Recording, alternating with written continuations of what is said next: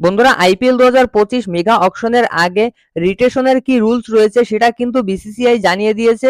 গত একটা ভিডিওতে কিন্তু আমি জানিয়েছি আপনাদেরকে প্রত্যেকটা দল 4টে করে প্লেয়ার রিটেন করতে পারবে এবং 2টো আরটিএম কার্ড থাকবে। তো আরটিএম কার্ডটা আসলে কি, এটার সম্পর্কে এই ভিডিওতে তোমাদেরকে ডিটেলসে জানাবো।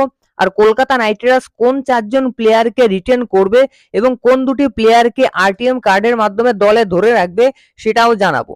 তো সম্পূর্ণ ভিডিও দেখুন আর ক্রিকেট সংক্রান্ত সমস্ত আপডেট পেতে চ্যানেল অবশ্যই সাবস্ক্রাইব করে রাখুন। তো বন্ধুরা, প্রথমেই তোমাদেরকে জানিয়ে দিই যে আরটিএম কার্ডটা আসলে কি।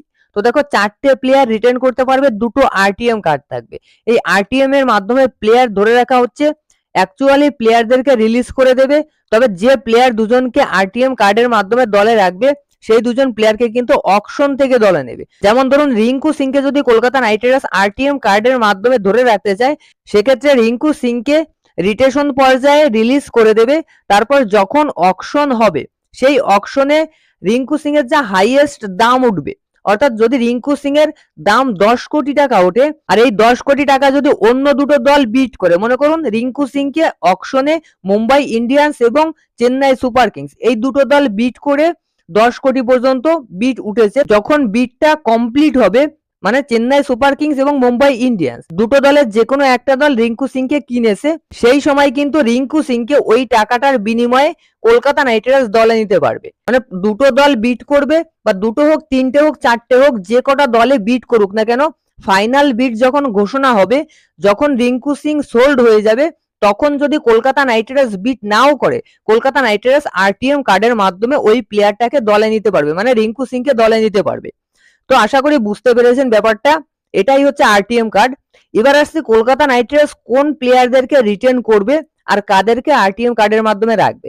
তো দেখো, রিটেশনের সম্পর্কে আসলে আমার মনে হয় কলকাতা নাইট রাইডার্স কিন্তু শ্রেয়াস আইয়ার, আন্দ্রে রাসেল, সুনীল নারিন এবং ভেঙ্কটেশ আইয়ার এই 4জন প্লেয়ারকে কিন্তু কলকাতা নাইট রাইডার্স রিটেন করতে পারে। দেখো, এই 4জন প্লেয়ারকে রিটেন করার কারণ আছে। শ্রেয়াস আইয়ার এই সিজনে খুব একটা ভালো পারফরমেন্স ব্যাটিং এ না করতে পারলেও ক্যাপ্টেন্সিটা কিন্তু দারুণ করেছে, দুর্দান্ত ক্যাপ্টেন্সি করেছে। গৌতম গম্ভীর সহায়তা করেছে শ্রেয়াস আইয়ারকে, তবে অন ফিল্ডের যে ডিসিশন গুলো সেগুলো তো অবশ্যই শ্রেয়াস আইয়ার নিয়েছে। সুতরাং শ্রেয়াস আইয়ারের ক্যাপ্টেন্সিতে কোনো ত্রুটি কিন্তু ছিল না এই সিজনে।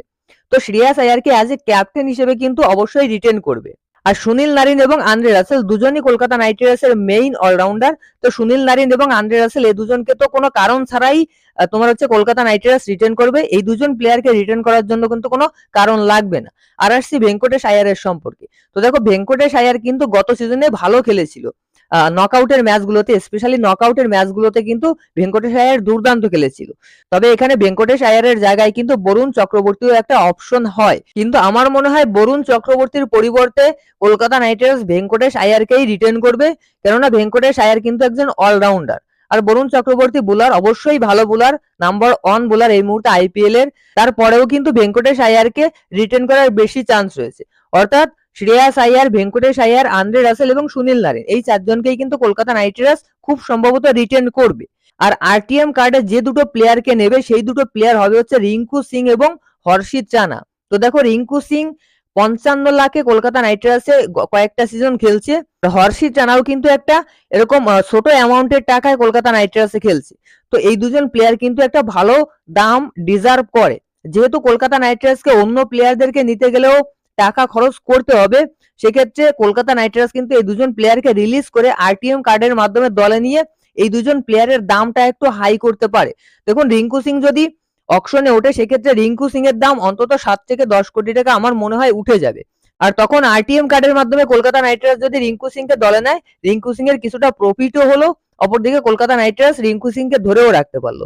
এই একটা বিষয় কিন্তু রয়েছে। আর হর্ষিত রানার বিষয়টাও কিন্তু সেম। তো এই জন্য কলকাতা নাইট রাইডার্স কিন্তু আরটিএম কার্ডের মাধ্যমে রিঙ্কু সিং এবং হর্ষিত রানা এই দুজন প্লেয়ারকে রাখতে পারে। এরপর অকশন থেকে আরো প্লেয়ারদেরকে অবশ্যই হয়তো দলে নেবে, যেমন তোমার হচ্ছে নীতিশ রানা রয়েছে, ফিল সল্ট, মিচেল স্টার্ক, তারপর রমনদীপ সিং, এইসব প্লেয়ারদেরকেও কিন্তু অবশ্যই কলকাতা নাইট রাইডার্স দলে নেওয়ার চেষ্টা করবে। তো এই ছিল আজকের ভিডিও। ভালো লাগলে অবশ্যই লাইক করবেন। ক্রিকেট সংক্রান্ত সমস্ত আপডেট পেতে চ্যানেল সাবস্ক্রাইব করে রাখবেন। ধন্যবাদ।